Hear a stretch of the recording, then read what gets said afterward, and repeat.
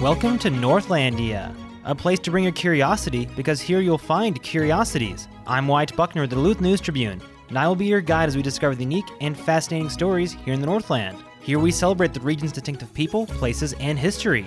In this episode, we meet the sculptor behind the North Shore's metal dinosaurs. Let's venture forth into Northlandia. If you find yourself driving along old scenic Highway 61 up the North Shore, you may see some metal sculptures of creatures long gone. To tell us about these metal dinosaurs on the North Shore and introduce us to the man behind them, I'm once again joined by arts and entertainment reporter Jay Gabler. Jay, it's great to have you here again. Great to be here, Wyatt.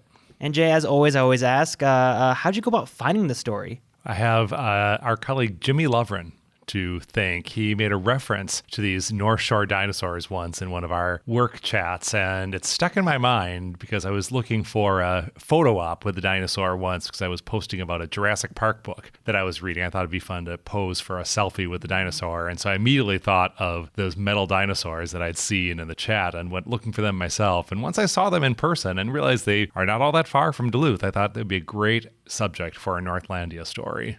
Mm-hmm. So tell me about, what are these dinosaurs? Like you said, you sought them out for this photo opportunity. What did you all see when you got there?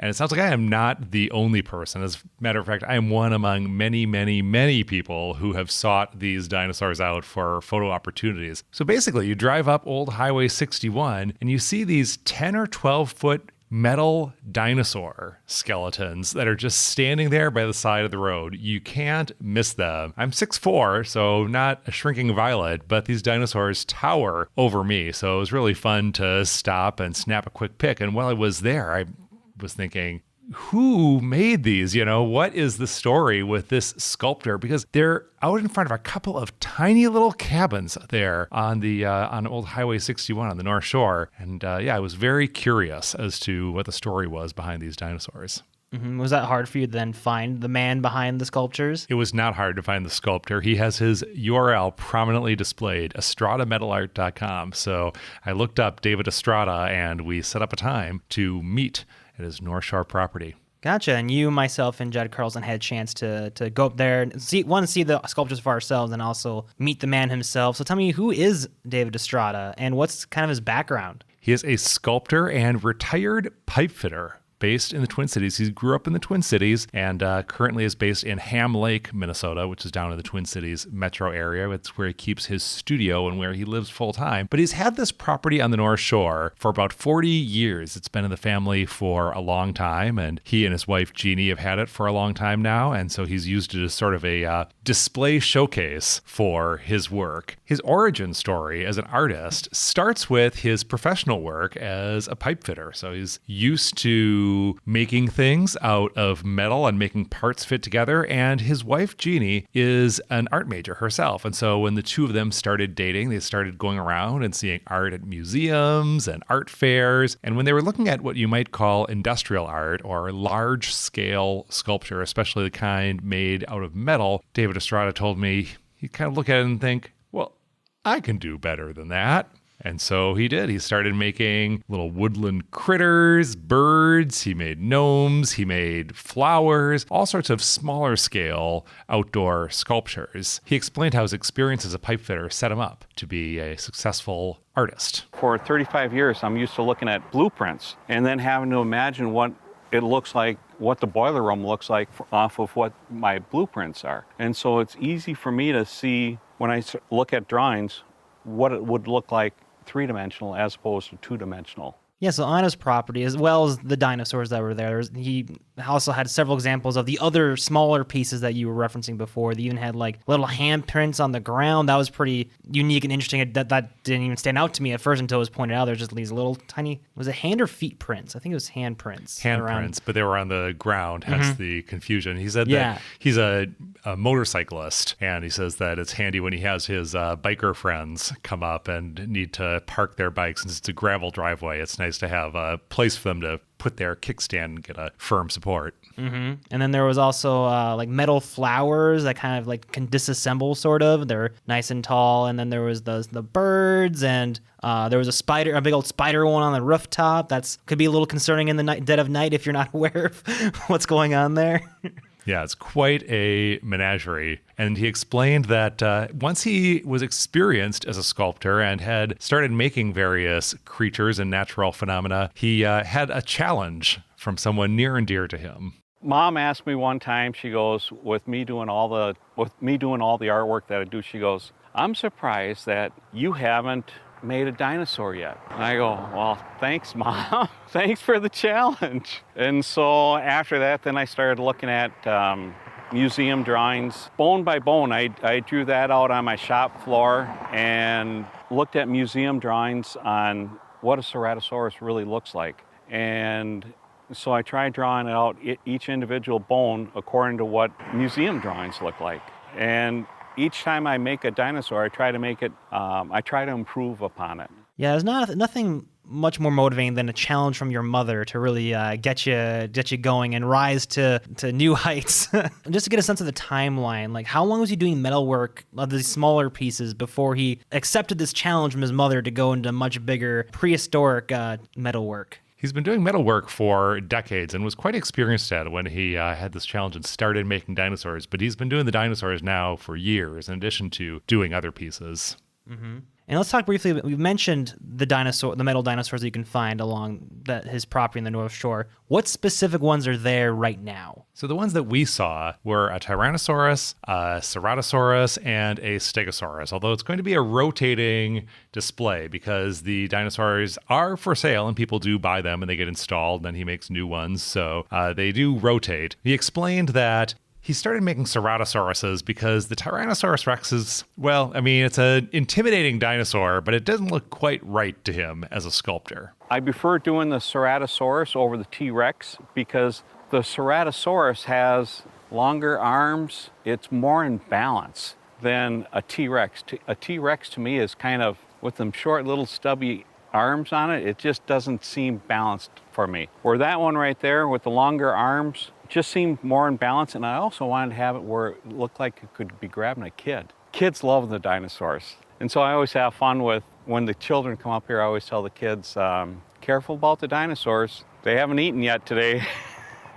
So for people who aren't familiar offhand as to what a Ceratosaurus looks like, it looks a lot like a Tyrannosaurus, but with longer arms. You might look at it and say, oh, there's a Tyrannosaurus, but then you compare it to the T-Rex that's on the property. You see, okay, there's a little bit of a difference there. Mm-hmm. Apparently long enough to that he can joke about it grabbing a kid, which I imagine that would be intimidating / awe-inspiring for a small child to walk up to this around 12 foot tall sculptor. I know just like for us, it was a little intimidating to look at. Imagine for a small child, that's got to be mind-blowing. I have not had the opportunity to see children interact with these sculptures, but by all accounts, kids love these dinosaurs. One of David Estrada's customers is a dentist in Des Moines, and he told me, and he was right, he said, just Google Des Moines dinosaur dentist, and you'll find this dentist, because sure enough, he is famed in Des Moines, Iowa for having this dinosaur sculpture, which is very similar to the ones that we saw up on the North Shore. And he said that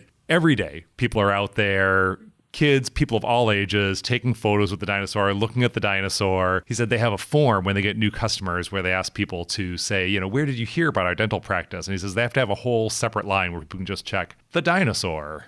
Yeah, I can't say I'm too surprised that seems to be drawing a lot of attention to his business, especially when, it's centered around kids. What was surprising me about it, though, is maybe this part shouldn't be surprising, but just the amount of work is required to build these. I think he said an average dinosaur of that size takes in about 3 months, I think he said. Does that sound right to you? And they end up weighing about 600 pounds. Mm-hmm. And then he said, you get sheets of metal that weigh hundreds of pounds, so he draws them all out himself, he cuts them himself, he assembles them himself, so it is quite an intensive process. And you can see the results and the quality of the work. This dentist had told me that he initially saw a dinosaur sculpture out east in Pennsylvania, and he thought, oh boy, I'd like to have something like that, but I don't know, I'm not going to drag one back from Pennsylvania, so I wonder if there's anyone, any artist closer to me who can make one of these. And he said once he saw David Estrada's work, he said, oh, this guy's like Leonardo da Vinci of making metal dinosaurs. Mm-hmm. And just in case we missed saying this earlier,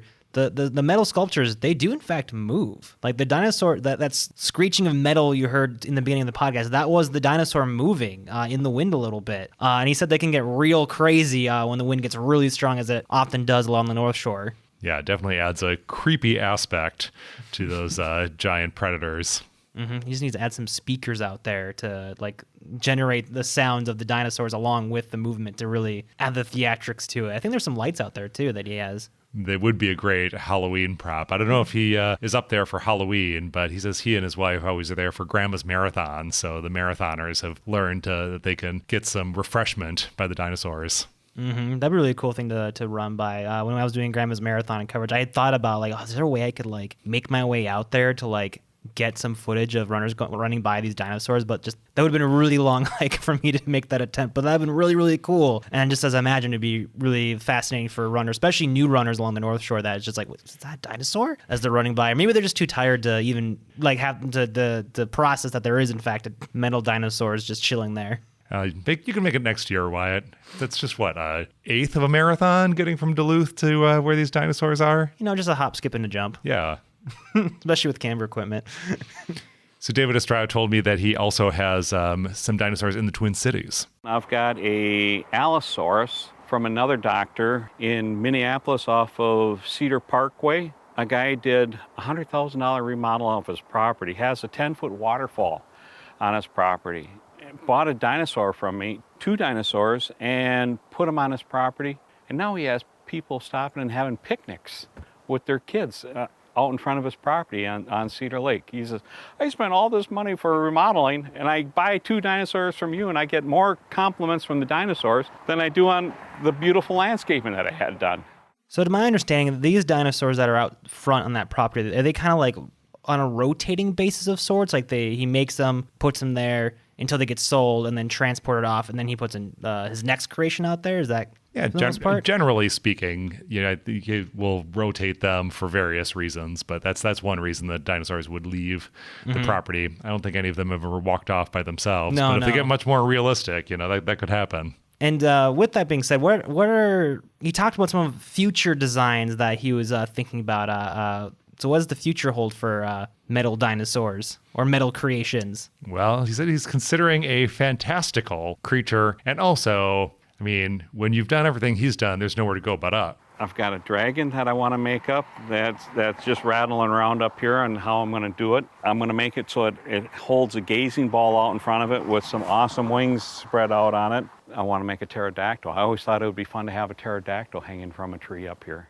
All right, I gotta say that was a pretty good pun to lead into that. I just have to address that. That was a pretty solid lead into that bite. But those sound really cool, especially the dragon. I'm a big dragon fan. I think they're really cool. Yeah, it'll be neat to see what else crops up there on the North Shore. Can you imagine? Like, it's already cool enough to have, you know, like a Tyrannosaurus Rex and other dinosaurs there. But can you imagine like a big old dragon with a huge wingspan? I'm just picturing it, and that just sounds wild, especially because, you know, they move and with the wind, like that's just. Man, that gets me excited just thinking about it. Yeah, it'll be cool. So we talked to him for a little while there to kind of get a sense of who he was and his background, and talked to him a little about why exactly he does this. Like, it sounds like it's a lot of work, and he's not charging exuberant amounts of money for these. Like, it's good, but like for the amount of work and like the quality of the pieces, like there's a lot involved. So talk to him about like why he does this. Yeah, I think, I mean, they go for about $10,000 a piece, he said, which, you know, it's not a small amount of money, but it's something that you're going to have forever, certainly. And yeah, when you consider the cost of the materials, which is not going down, and the amount of work. Yeah, 3 months of work. You know, yeah, for a giant sculpture, that it seems like that's a pretty fair price to me. But he said he, you know, clearly loves the nature of the work, loves the process of figuring out how to make these creations, how to improve them. He says he's always refining and improving his processes, and it's fun for him just to see people enjoy his work. I have the smallest place on the North Shore, but I like having it when people stop by. Everybody knows my place up here. It's kind of fun when you have the smallest place and people recognize you from, oh, you're the dinosaur guy, aren't you? Yeah, that's me. Now that I'm old, it's even more pertinent for me, I guess. I like having something of visual interest up here on the North Shore. You get so many people that come up and down the shore. It's fun to get people hooting and hollering, horns honking, people stopping with their children. Can I get my pictures taken in that? I get a kick out of that. All right, Jay, last question for you, as I like to often ask. Why do you think that these dinosaurs and Dave Estrada's works belongs in Northlandia? Well, it's fun just to say North Shore dinosaur. And in fact, there have been real dinosaurs here in the Northland way back. Actually, David Estrada wasn't aware of that history. No, he wasn't. But I'd written a previous article trying to explain why people in Duluth were so fascinated by this Jurassic Quest show that came to Duluth in summer 2022. And so I talked to a local paleontologist who explained that, yes, dinosaurs have roamed here in the past, but we don't have a lot of evidence of them in the fossil record because of all the glaciation sort of covered up the evidence of the dinosaurs and their history here. But it's fun to think that given that real dinosaurs did have a history here in the region, that we have a little memory of that in the form of artificial dinosaurs, even if we don't have a lot of skeletons that we can prop up from actual fossils. Mm-hmm. All right, Jay, I think we'll wrap it up there. Thanks again for joining us and bringing this to Northlandia. Sure thing. And thank you for joining us on this venture into Northlandia. To read the article for this week's column, as well as see photos by Jed Carlson and video produced by myself, visit duluthnewstribune.com/topics/Northlandia. You can find all the episodes of Northlandia on Apple, Spotify, or wherever you get your podcasts. If you or someone you know has a unique story that you believe can have a place here in Northlandia, let us know by emailing northlandia@duluthnew's.com. Join us again next week and discover the extraordinary stories that you just might miss if you're not in the right place at the right time, ready to step off the beaten path with no rush to return, here in Northlandia.